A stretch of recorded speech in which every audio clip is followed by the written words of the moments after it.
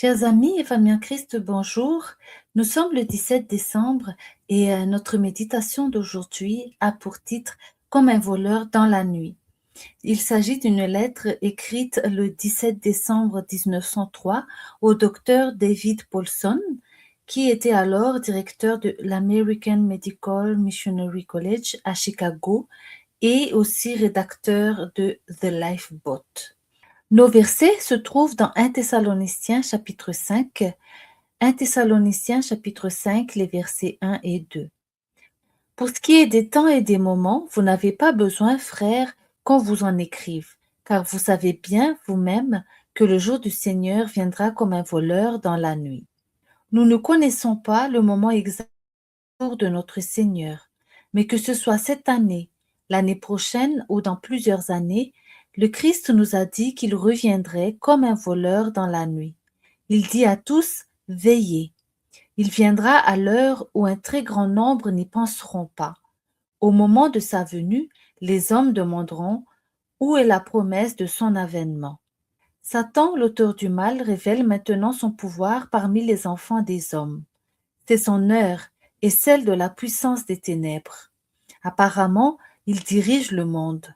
Le messager de l'Évangile constatera qu'une puissance pousse le monde à s'opposer de plus en plus vivement au Christ et à son message.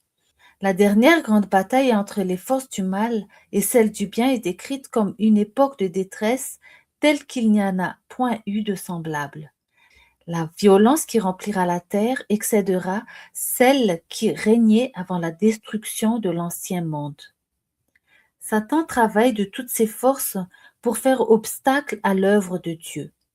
Si le peuple de Dieu passe une partie de son temps à enseigner les idées trompeuses de Satan, le royaume du mal s'en réjouira.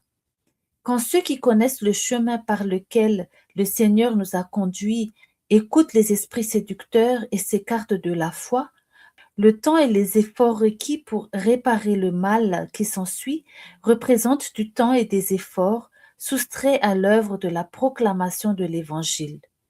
Nous devons avertir nos frères et sœurs de ne pas écouter les fausses théories et de se méfier de ceux qui se sont laissés prendre au piège. Si jamais les sentinelles de Dieu ont eu besoin d'être sur leur garde, c'est bien maintenant. La trompette doit rendre un son distinct.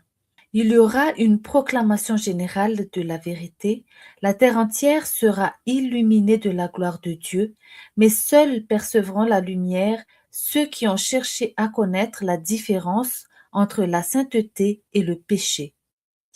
Quand Satan aura achevé son œuvre et pris au piège tous ceux qui se soumettront à son influence séductrice, quand il aura dispersé tout ce qui peut l'être, le Christ se lèvera et apportera la délivrance à ceux dont le nom est écrit dans le livre de vie. Satan et ses adeptes seront détruits.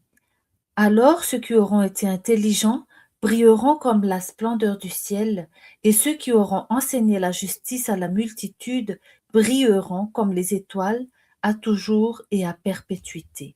Quelles sont les fausses théories qui s'immiscent ou qui se sont immiscées dans ma foi?